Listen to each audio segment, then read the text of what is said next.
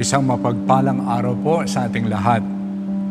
Ang nakaraang karanasang sinodo sa ating Archdiocese ng San Fernando ay nagbunga ng mas malaking sigasig at pagnanais mula sa ating kapwa na maging mas aktibo sa ating simbahan.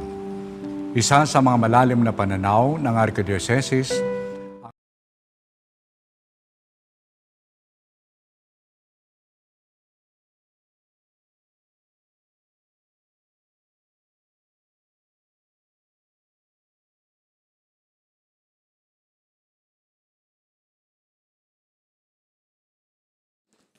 Pasalamat na po di Mayor Teddy and Mrs. February Tumang, Chris and Rona Gomez and family, Monet Gutierrez, Jose Pepe Hison, Ronald and Agnes Lau and family, Al and Maricel Manalo and family.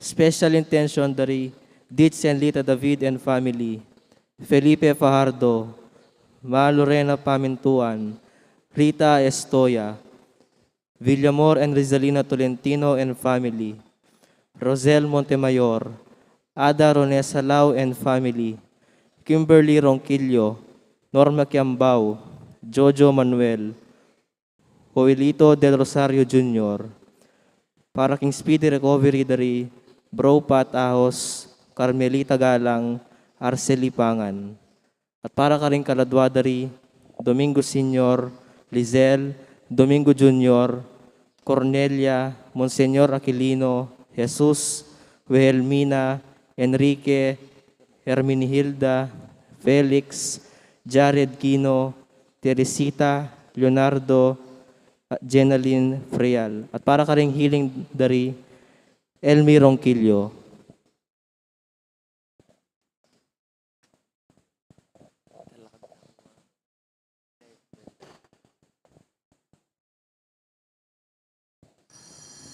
Talakad kang puro kiabi king dalita kang tulog.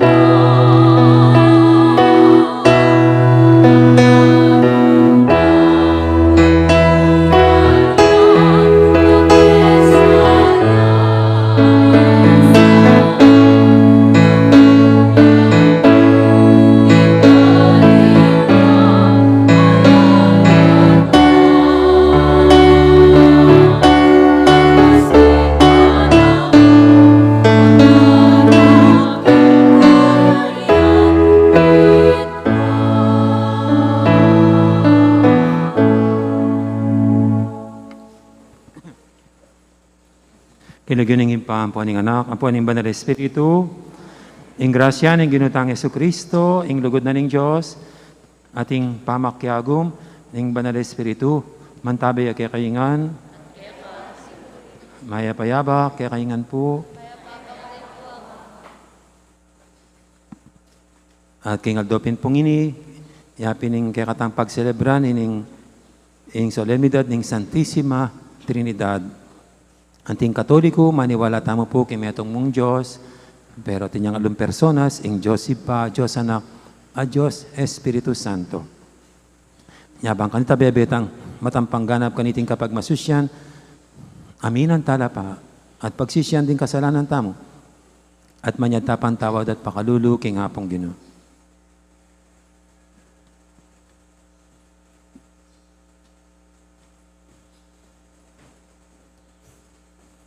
Ginong Jesus, inatad mo kay kami, ingkamo ng loob, ganaka at saup ning ipa, Ginoo pakalulu. Yesu Kristo, pakisan metong mo kami king lugod, at kapayapan ning Diyos, Kristo pakalulu. Ginong Jesus, bugtong ng anak ning ipa, may tuburan ka king yato, baning yato miligtas siya king kapamilatan mo, Ginoo pakalulu. O mapaglunos sa Ginoo, iparandam mo kay kami, ingkamo ning mamatawad mong lugod. Tayran mo kami painturo, king biye alanganga.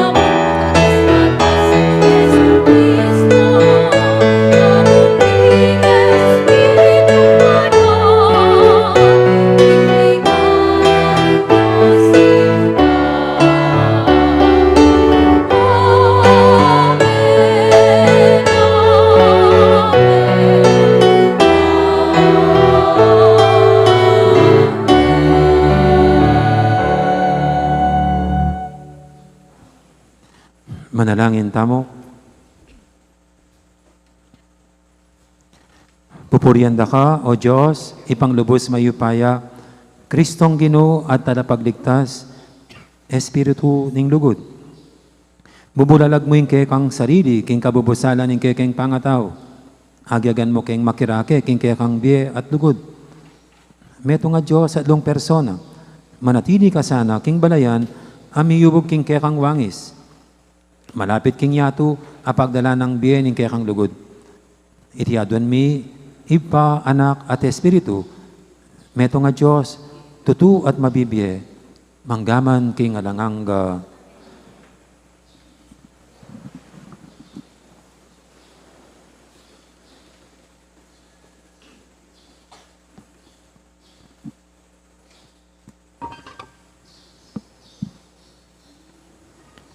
Pamamasang ibot, king libro ning Exodo. Itang aba kamaranon, minukyatya king bundok ning Sinai, Moises. Bibit-bitana la, ring tinabas abato, antimo inginutos na kaya ning Gino. Tinipaya ing Gino, busal na ning biga, at tinalakadya siping ng Moises, at sinabi na ing lagyo na, Gino. Linaba siya kanita ing Gino, kingarapan ng Moises, at kilayit na, Ako ing Gino, metong kong Diyos ang mapaglunos, ampon maganaka. Agad mimimwa, at papakit kung maragulalugod, kukupas, at katapatan. Dinukuya kanita i Moises king gabon, at sakaya sinamba. Nganang migsalita, Gino, nung tutupong tutula kayo kanako, adwan ko ing mantabi kayo sana kaya kami, lipat ding mga siyas labuntok ding taong deti. Patawaran niyo ing kaya kaming dewakan at pamikasala, at tanggapan niyo kaya sana bilang sarili yung balen. Amano ning Gino. Ligaya at kapuryan king kapilan paman.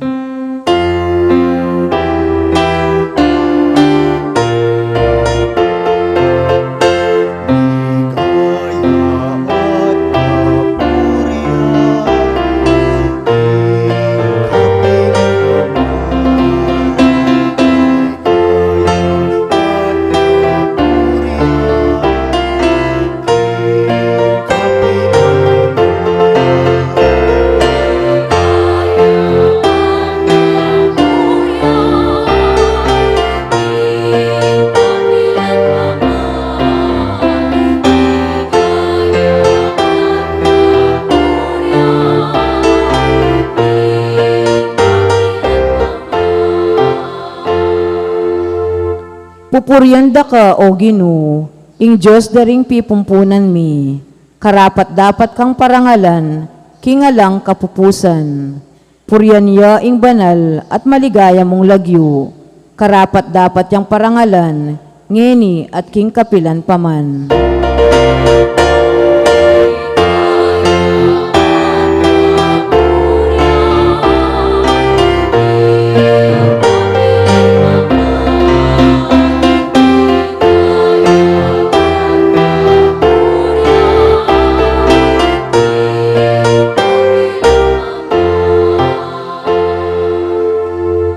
Pupuryanda ka, king banal at maligaya mong tuknangan, tunay sana, ding himno, midalit laki ka.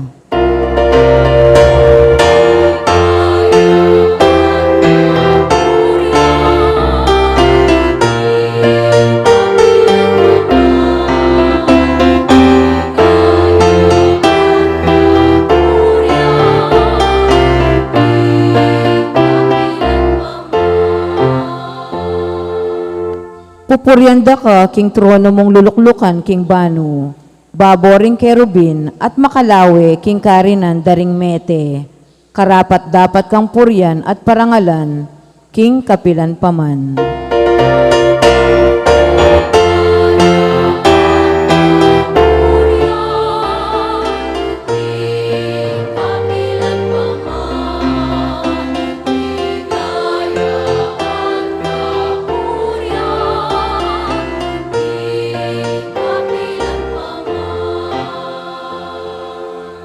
Pupuryanda ka, ika ang makalukluk matas king tronong ari, karapat dapat kang dalitanan, at parangalan, king kapilan paman.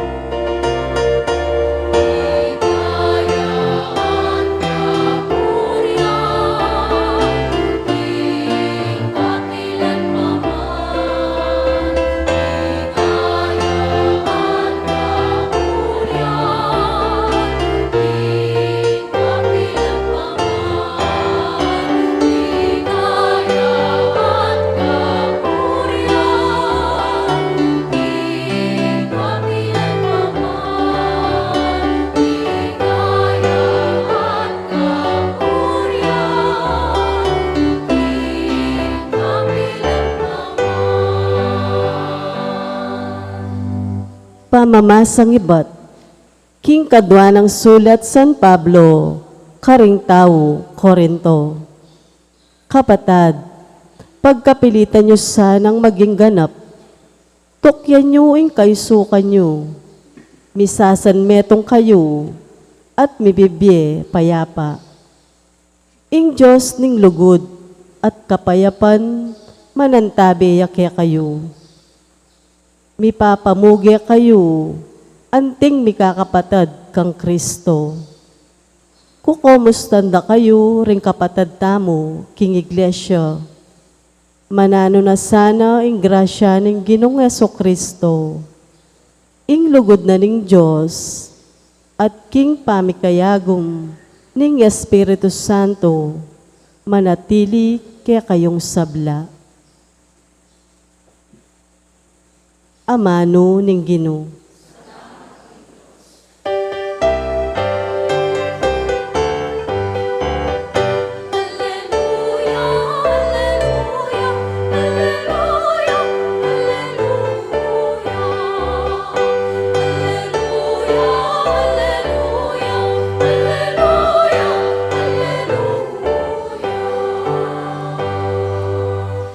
Ligaya king ipat, king anak at king manala Espiritu, ing Diyos ning kasalukuyan,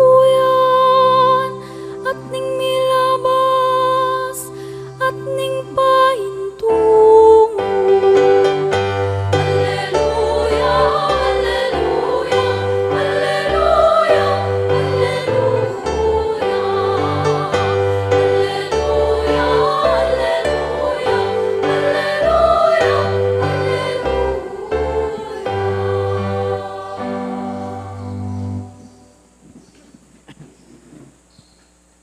Ing Ginoo manatili ake kayo.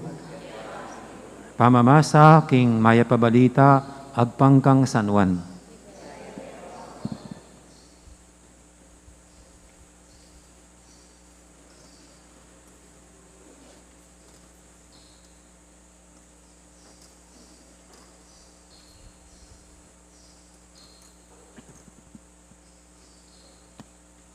Jesus nga anak kang Nicodemo. Uli na ning lugod ng emonano ning Diyos, King Yatu, binyan na yung buktong ng anak. Baning ninumang maniwala kaya ay amate, nunemirina niyang biye alanganga.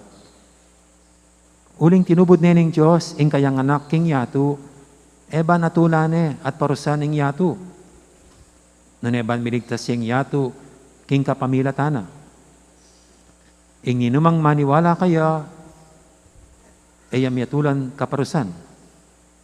Dapat, ing ninumang maniwala kaya, miyatulan uling ay maniwala, king bugtong ng anak ng Diyos.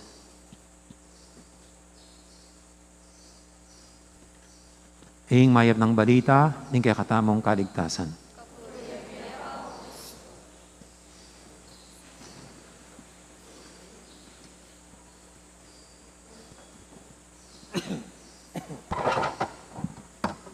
Gandang umaga po ulit sa lahat.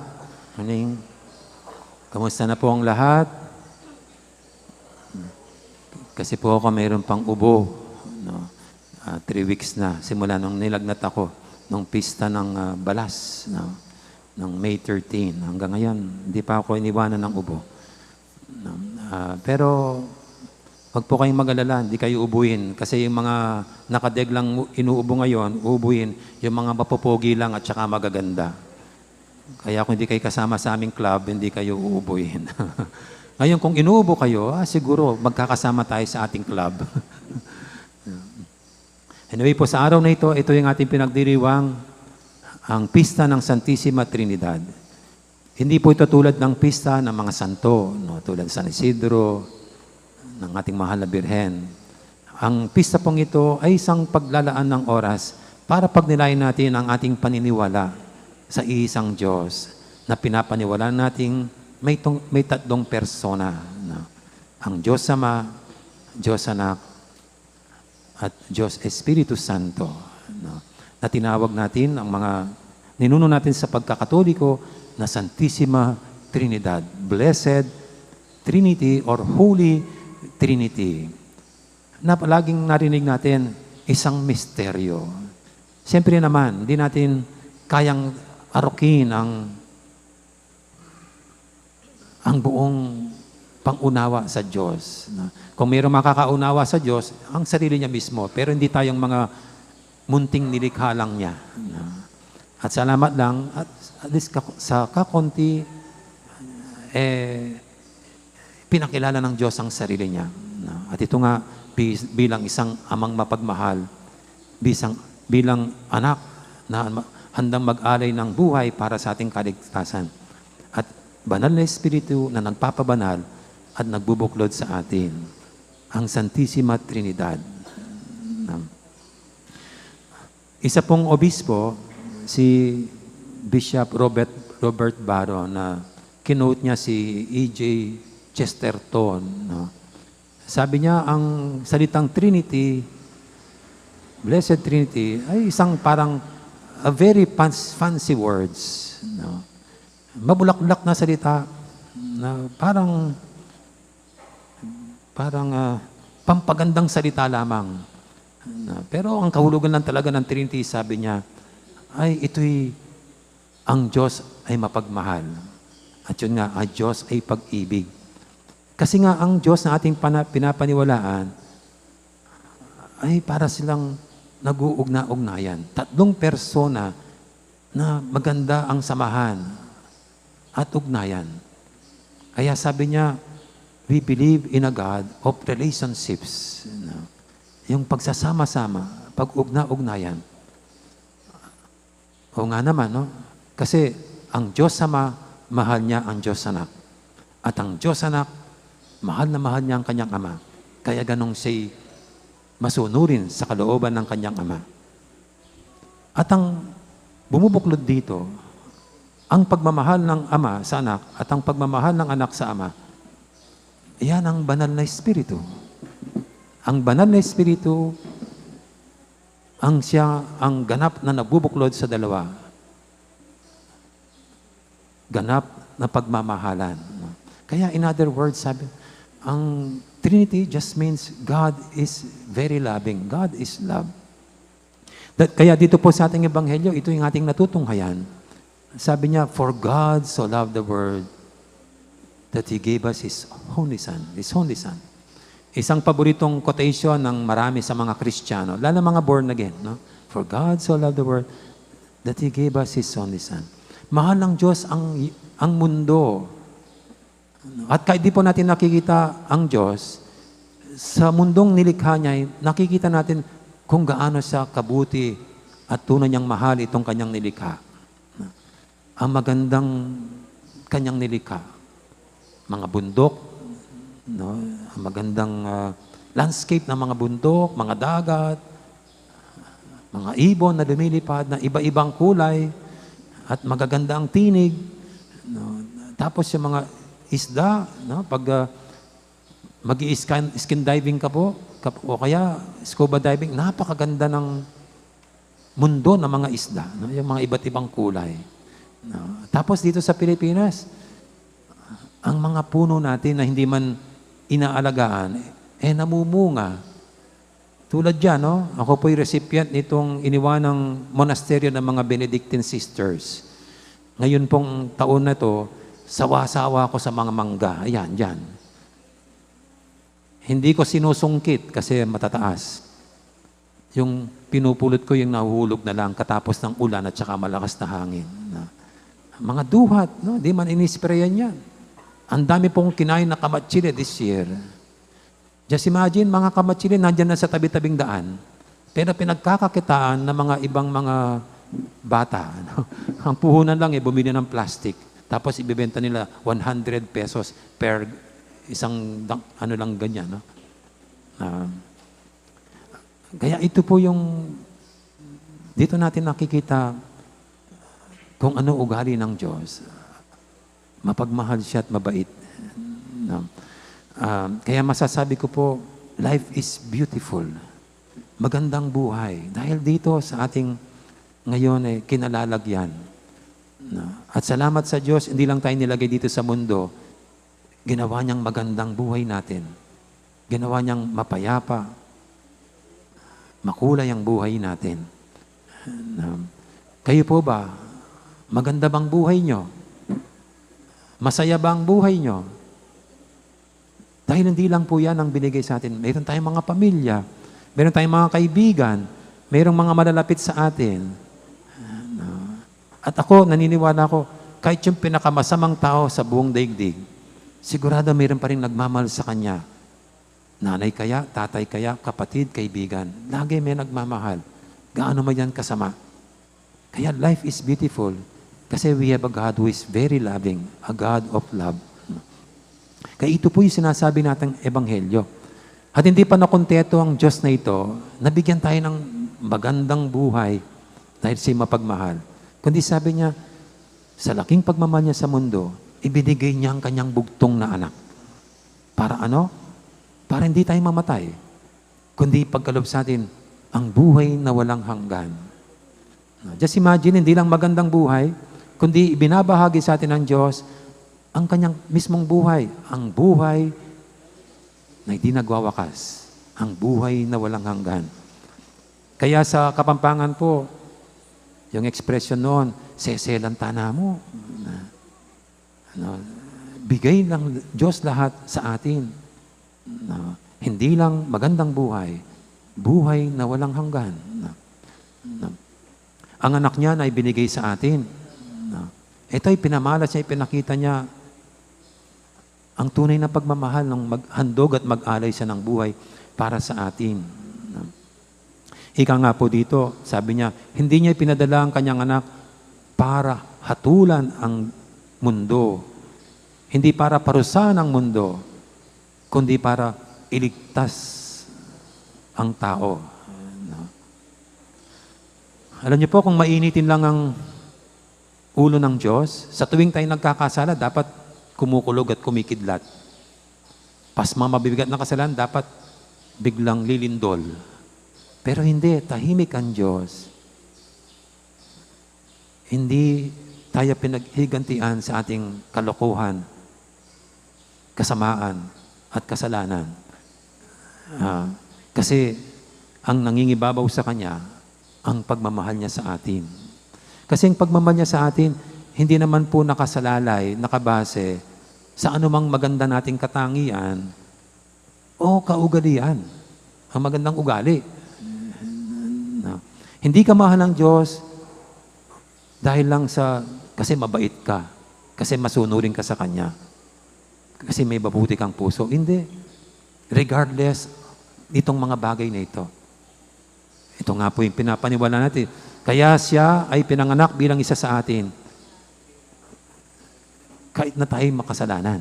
Ang pagkasilang ng Diyos sa mundo sa pamagitan ng Panginoon si Kristo ay hindi dahil sa tayo deserving nito, kundi dahil tayo makasalanan. At ang kanyang pakay ay iligtas tayong taong makasalanan. Kaya ito pong pagmamahal ng Diyos, ika nga, He gives this love freely and He wills it. Hindi po tulad sa atin, no? Pag yung mga minamahal, kayo pong mga may asawa rito, no? Siyempre, pag nung nililigaw nyo pa yung inyong napangasawa ngayon, siyempre, mayroong attractions. Siguro maganda siya, mapula-pula ang pisngi, ganyan, no? Tapos, yung kutis niya, parang marshmallow, no? Sa lambot, yung ganyan. No? O kaya naman, yung kayo pong mga misis, bakit nyo nagusto ng mister nyo? Siguro, pogi. Magandang lalaki. At maganda pa yung hanap buhay. Mabait pa. Kung pangit, sasagutin nyo? Kung irresponsable, sasagutin nyo? Siyempre, hindi. Yung ang pagpangit, totorturin nyo ba yung sarili nyo habang buhay kasama nyo, pangit. Tapos, masama pa ugali. Siyempre, mamimili rin kayo. Normally, ganyan ang mga basihan natin, criteria natin. Kaya, pag nag-iba pa ugali ni Mister, nag-iba itsura ni Mrs., hinihiwalayan na. Kasi nakabase lang yung kagustuhan mo sa kanya sa anumang physical na attributes. O kaya sa anumang magandang ugaling mayroon siya. Kung minsan po, ika nga, habang hindi kayo nagsasama, hindi mo lubos na makikilala ang napangasawa mo. At dyan po, matites kung tunay nga ang pagmamahalan nyo. Kasi ang pagmamahal, tunay ang pagmamahal, tulad ng pagmamahal ng Diyos, hindi nakabase, nakasalalay sa anumang panlabas, nakatangian, o ugali. Regardless ng ugali o katayuan sa buhay ng isang tao, God loves us. No? Loves mananatiling kanyang pagmamahal. No? Kaya yan po yung ating ginagaya. Kaya kayo pong mga mag-asawa, sana dito na pumunta yung pagmamahal nyo sa isa't isa. Wala na dun sa anumang itsura o ugaling mayroon sa isa't isa. Kundi you freely give your love to your husband, to your wife. No? You will that you love your husband, your wife, regardless kung anumang naging itsura niya ngayon o ugali. Kahit po sa mga anak nyo, ganyan eh. Minamahal nyo ba yung anak nyo dahil mabait? Gustong-gusto nyo ba yung anak nyo kasi maganda lalaki, pogi? Di ba? Di naman ganyan. Kahit anong ugali ng anak nyo, kahit anong itsura ng anak nyo, nananatili yung pagmamahal na yan. Kuminsan nga po, kung sinong walang itsura, kung sinong mahina, kung sinong loko, yan ang mas binibigyan nyo ng pansin. Kasi nga yung pagmamahal nyo sa anak nyo, hindi naman nakabase sa anumang ugaling mayroon siya ngayon, kundi dahil mahal nyo siya bilang inyong anak. Yan po ang pagmamahal ng Diyos. Ganyan ang pagmamahal ng Diyos. Kaya alam nyo, sa araw pong ito, ang ating Arsobispo ay nagpalabas ng video clips, hindi lang naipalabas. No? Kasi ang Sunday, ang linggong ito ay BEC Sunday. Hangarin po ng simbahan natin, hindi lang dito sa ating Archdiocese, maging sa buong bansa, na maipadala, maipaabot ang pagmamahal ng Diyos sa lahat-lahat. Lalo na sa mga hindi na nagsisimba. Lalo na sa mga nakakalimutan na. Lalo na sa mga mahihirap. Lalapitan sila hindi para sila pasimbahin, kundi maipadama sa kanila na hindi sila nakakalimutan ng Diyos, na mahalaga sila, importante sila sa Diyos. Hangarin po nitong ganitong programa, ang naway ang mga magkakapitbahay na ito ay magkakasundo, magdadamayan, magtutulungan. Kasi po ngayon, kahit magkakapitbahay, hindi nagkakakilala sa tataas ng mga bakod. Siguro, understandable po yun, kasi iba na yung panahon ngayon, maraming loko. Maraming masamang loob. Secured ka na nga, papasukan ka pa. Ingat na ingat ka na nga, nanakawan ka pa, papasukan sa bahay. Kaya ganun, mayroong mga bakod-bakod na ganyan. Pero sana nga po, kahit na mayroon tayong mga tataas na bakod, kahit na secured tayo sa ating mga tahanan at pamilya, yung mga puso natin, kalooban naman natin, ay bukas para sa ating mga kapitbahay, para sa isa't isa. Tulad ng Diyos, parang ang layo-layo niya. Parang nakabakod ang langit. Pero ang kalooban niya, ang puso niya, ay nasa sa atin. Ang kapakanan natin, ang kanyang isinasaalang. No? Ang mga magkakapitbahay, no? Sana nga po hindi lang kayo nagmamarites sa isa't isa. Hindi lang yung parang makipag-indredos kayo mo. Chichismis yung labi, resiping yung bali. No? O baka naman po paggabi na, binabato niyo yung bubong ng iyong kapitbahay na kaaway nyo na. No?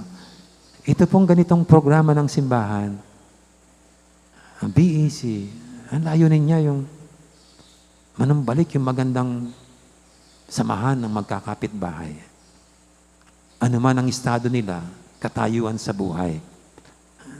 At siguro po, meron na kayo nakita sa mga leaders natin na pupunta sa mga sulok-sulok sa ating parokya. Para normal yung mga mahirap muna. Para ito yung dalhin ang pagmamahal ng Diyos. At makatulong na sa pagbubuklod nila, magandang pag-uugnayan sa isa't isa. Kaya ito po ang ating pinapaniwalaan ngayon. Santissima Trinidad, wag na natin gaano i-complicate. It just means, ika nga ni Bishop Robert Barron, God is love. He's a relationship na marunong makipag-ugnayan, makidamayan, makibagay. Kaya marapat lang tayo na sa binyag ay nasama sa pamilyang ito ng Diyos Ama, Diyos Anak, Diyos Espiritu Santo. Yan din ang ating dalhin sa isa't isa. Ang marunong tayong magmahal, makipagdamayan, tanggapin ang isa't isa sa kabila ng mayroon tayong pagkakaiba. Naway laging bukas ang ating puso, ang ating kalooban, para tanggapin at mahalin ang isa't isa tulad ng Diyos na ating kinikilala.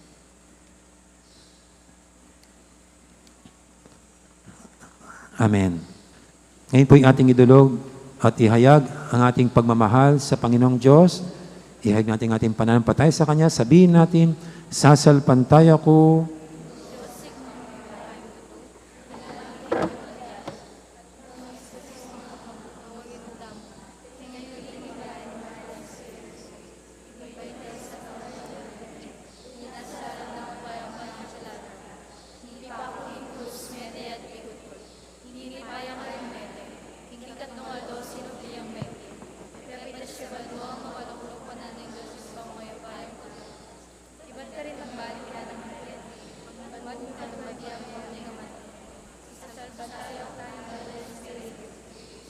in Santa Iglesia Católica,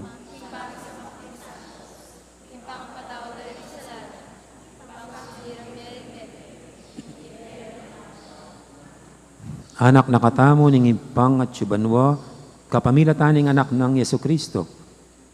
Manalangin tamo king Diyos ay patamo, kapamilataning upaya ning Espiritu Santo, at nga tamong sumabi, O Diyos ay pami, pakiramdaman mo kaya kaming panalangin.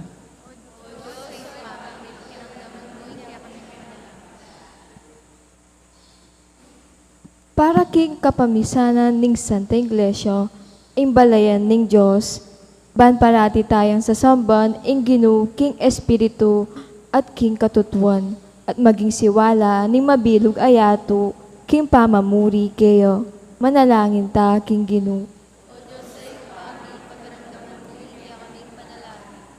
Para ka rin magdulap, king Diyos, king kasalpantayanan, at king pamaglinlangan, ban atag puwande, at ding maniwala kayo, maging mapakumbabala sanang tanda, payinturo kayo.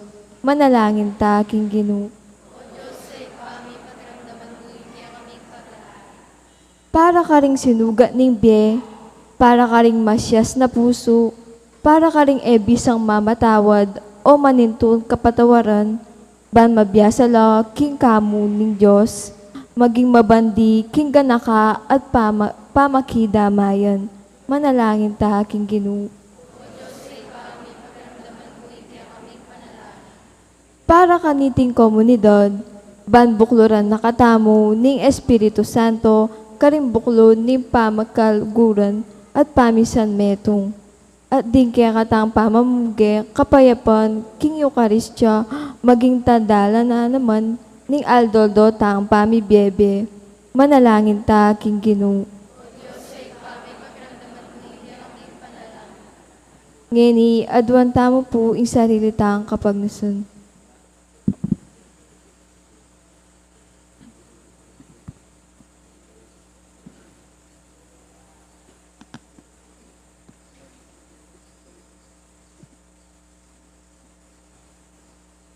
O Diyos, sa ipami, ipagkatiwala namin kekeng sarili, keka, kambering kaligaligan at kapag masabalan mi. Sa pan mo keng parating magdulap king lupa mo, at may git malalam makirake king biya mo, kapamilatan ng Kristong ginumi.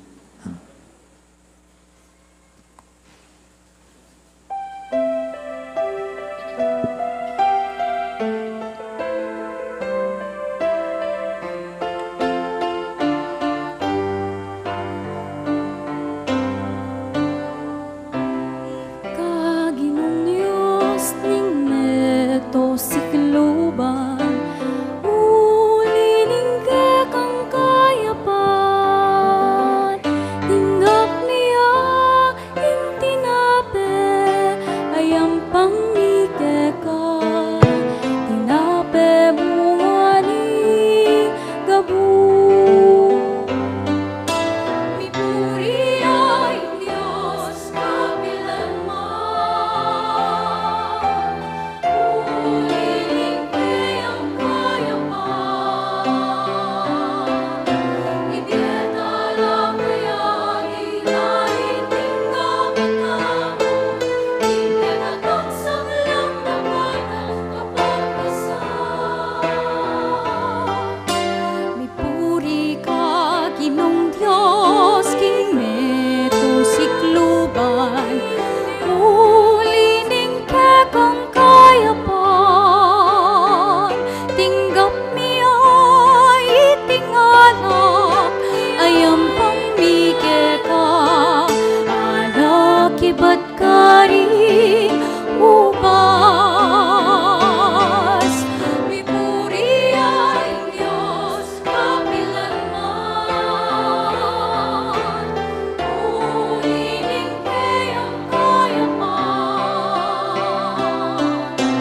Ibiyeta lang kaya inahitinggaman namo, ibiyeta saglang dapat kapag Mipuri ka, Ginong Diyos, ning neto si Kluban, ulining ka kang kayapan. Tinggap niya ing tinape, ayam pangmike ka. Tinape bunga ni gabu. Mipuri ay Diyos kapilanman, ulining kayang kayapan. Ibiyeta lang kaya inahitinggaman namo, ibiyeta saglang dapat kapag Mipuri ka, Ginong Diyos, King Meto si Kluban, ulining ka kang kayapan. Tinggap niya itinganak, ayam pangmike ka, alakibat ka rin ubas. Mipuri ay Diyos kapilanman,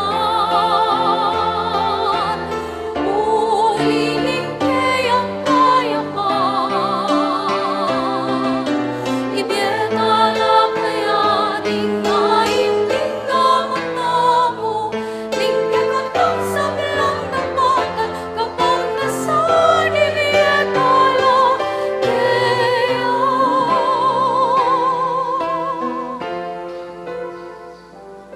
Manalangin kay pakamalang kapatad, banting kay katamang daon, matanggap yarapan ng Diyos, ipanglubos mayupaya.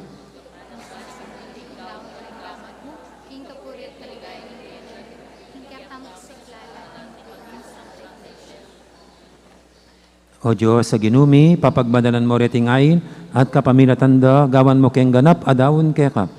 Iti adon mi king lagyo ng Jesus sa ginumi. Ang ginuma natili kay kayo. Yat na yorem puso yu. Pasalamatan tayong Ginoo a Diyos tamo. Tunepin, karapat dapat at matulid, ing pasalamatan da kang paratit numang kanino pa, Diyos king alanganga lubos mayupaya. Masayaming papasyag, ing kaya kaming kasalpantayanan, king misteryo, ning kaya kang kadyosan. Bilalag mo yung kaya kang ligaya, anti mo'y ligaya na naman ning anak mo, at ning Espiritu Santo. Adong personang pante-pante king kamalan, alang pamiliwa king ligaya. Dapat metong nga Ginoo, metong nga Diyos, ang kapilan man misamban, king alang kapapusan mong ligaya. Ulinita, kamberi sablang, koro, ring anghel karing banwa, daralit ming kaya kang ligaya, alang tuknang ngaming babye, kapurian kaya ka.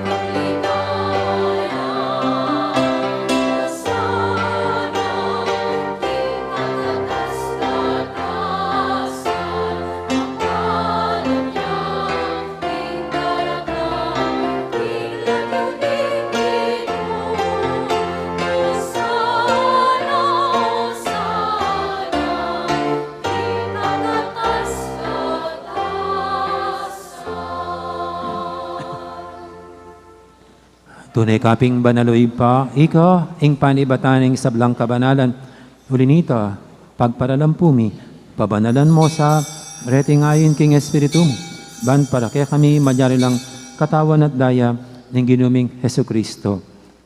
Bayuyami daon, kusang king pamaylasa at kamatayan, kinuaning tinapi at pepasalamat siya kaya ka. Pira sa nebinyene, karing kayang disipulo nga na, tanggapan niya iti kongan at kanan niya. Itiin ka na akong katawan, amidawon para kaya kayo.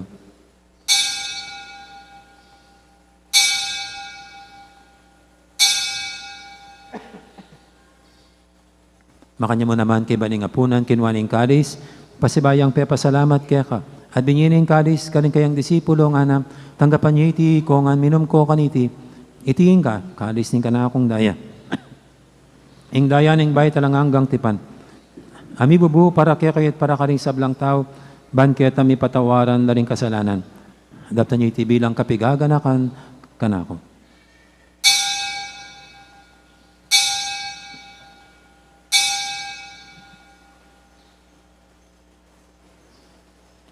Ipasag tayong misteryo ng kasalpantayanan.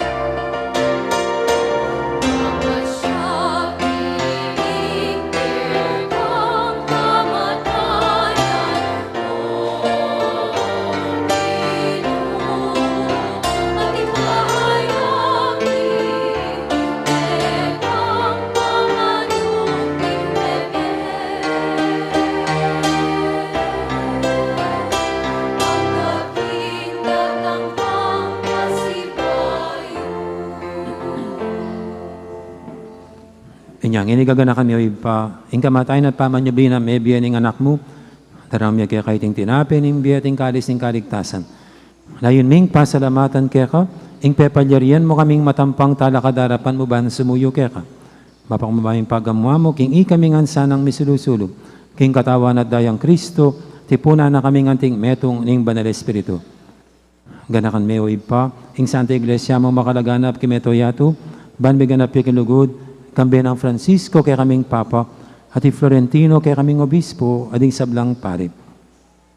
Gana ka muna naman, di kapatad ming pepainawan at maninaing sabing miye, lalo na rin talasuyo mong di Monsignor Vicente, Monsignor Aquilino, kambi di Hermenegilda, Wilhelmina, Adoracion, at Inanita. Ading alwa pang mayang unabi, tanggapan mo sana aking maligay mong harapan, pakaduluan mo kengan. Gawan mo kengang karapat dapat magkamit king bilang hangga. Ban kaya benang Maria, imbirendo ng Diyos, kambi ng San Jose, akayang esposo, kaya bering apostol, at ding sablang santo, at inupad kimalumong kaburian, king kaya kabaning panawun, purienda kat paligayan, kapamilatan ng Jesukristong, kaya kang anak. King kapamilatan ng Kristo, kambihan at kayo, ipang mayupayang tutu, kaguming banal Espiritu, pupurienda kat parangalan, manggaman king alanganga.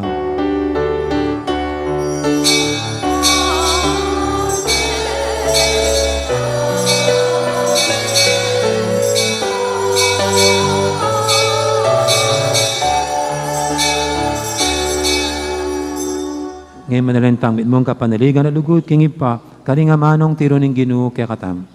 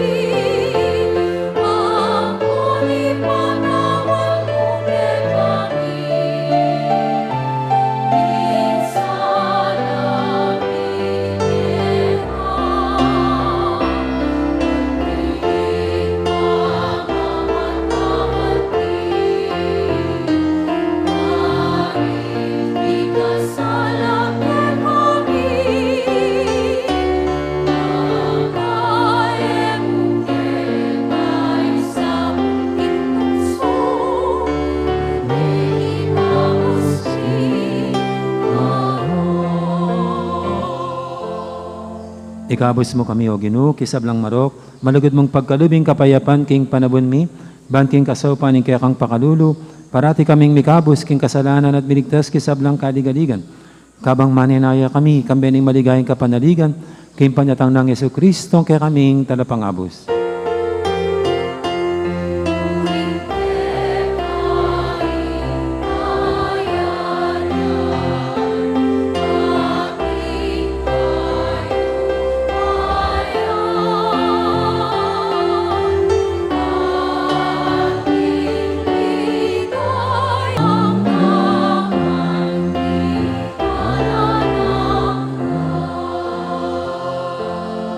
O ginaming Yesu Kristo, sinabi ka rin kaya kang apostol, ing kapayapan nalakwang ko kaya kayo, ing kapayapan ko babiya ko kaya kayo, emo sana babalikdan, din kaya kaming kasalanan, naning labin mo yung kasalpantianan, ing kaya kang iglesia, at pamayapan mo yung pambilugan, nagpangking kaburian. Ikaw mabibi at magari manggaman, king alangangga, ing kapayapan, ing ginuman tabi, sana kapilan man kaya kayo.